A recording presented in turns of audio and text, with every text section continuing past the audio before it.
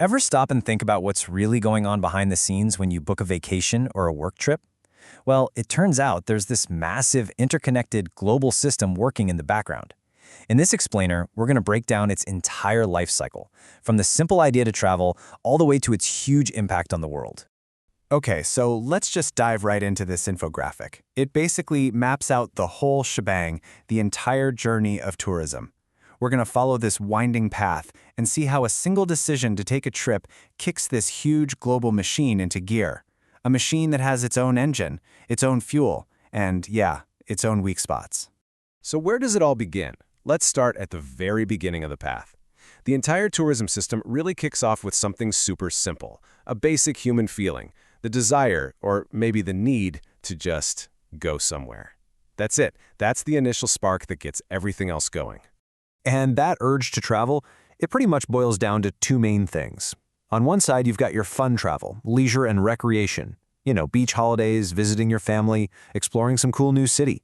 And on the other side, it's all business and work, flying out for a conference, meeting with clients, that sort of thing. These two reasons are basically the twin engines that start this whole system up. But, just wanting to go somewhere isn't enough, right? You actually need the money to do it. So let's take a look at how that motivation gets turned into the economic force that powers this whole system. Now, this part of the infographic just nails it. It shows the system's power source perfectly. It all comes down to disposable income. That's the money you have left over after you've paid for all the boring stuff, like rent and groceries. This is literally the fuel for the tourism machine. Without it, that dream vacation just stays a dream. And whoa, check out this chart. That fuel supply has been growing a lot. Just look at the jump in average disposable income over the last 40 years. This massive increase in people's ability to spend is exactly why global tourism has been able to explode on such an incredible scale. You got more fuel, the engine can run way faster and go a lot farther. So all that money, all that fuel, where does it go? It powers what the infographic calls the engine. And listen, this isn't just about you paying for a hotel room. No, it's much bigger than that. It's a powerful mechanism that's designed to create economic sustainability, turning all that tourist spending into real, long-term benefits for the local community. So here's how that engine is supposed to work. Think of it like a really positive feedback loop. Tourism creates jobs for local folks. Okay, simple enough. Those workers then take their paychecks and spend them at local shops, restaurants, you name it. That helps other local businesses grow, which means the local government collects more taxes. And that tax money, it can be put right back into the community, fixing roads, improving schools, all that good stuff. Sounds like a perfect system, doesn't it? A self-sustaining engine that just makes a place better and better. But, and you knew there was a but coming, right? As we keep following this path, we've got to ask a really important question. Does all that money actually stay where it was spent? And this right here shows one of the system's biggest problems: economic leakage. Turns out a huge chunk of the money that tourists spend doesn't actually go into that local engine. Instead, it leaks right out of the economy, flowing to huge foreign-owned international companies, the ones that own the airlines, the cruise ships, and the big hotel chains. All right, so as the tourism path keeps going and the popular places get more and more crowded, the system naturally starts to push outward. And that brings us to the next stage in this whole life cycle, the frontier. We're always looking for that next new, unique, authentic experience, right? Well, that constant search pushes the tourism industry into places that were pretty much untouched before. We're talking about incredibly pristine natural habitats, remote corners of the globe, kind of like the Antarctic landscape you see right here. These are the fragile frontiers of global tourism.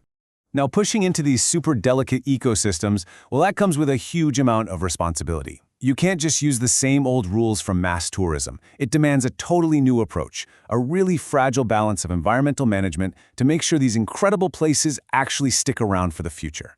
And here's how they try to do it. First off, they keep the tour groups really small and controlled to minimize our human footprint. Second, a lot of the money generated from tourism fees gets funneled directly back into conservation efforts and scientific research. And third, they put super strict regulations in place to protect wildlife and just, not mess things up.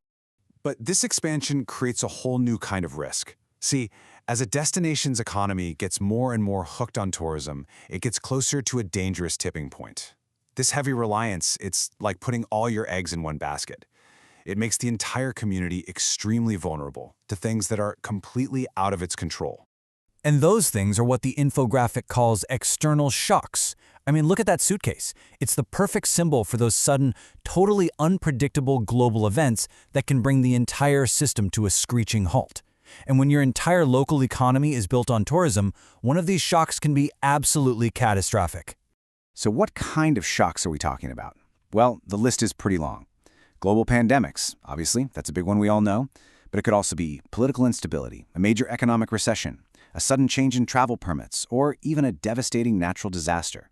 Any one of these can just cut off the flow of tourists and all the money they bring. So let's just pull back and look at the whole system one last time. It's kind of wild, isn't it? It all starts with a personal feeling, gets powered by our extra cash, drives a local economic engine, but also has that leakage problem. It's always pushing into new frontiers that need to be carefully managed, and the whole time the entire system is vulnerable to these external shocks. It's a complete, continuous cycle of growth, risk, and impact.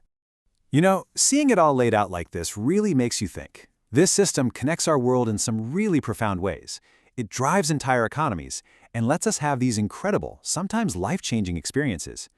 But understanding just how interconnected, and frankly how fragile it all is, well, it raises a pretty critical final question.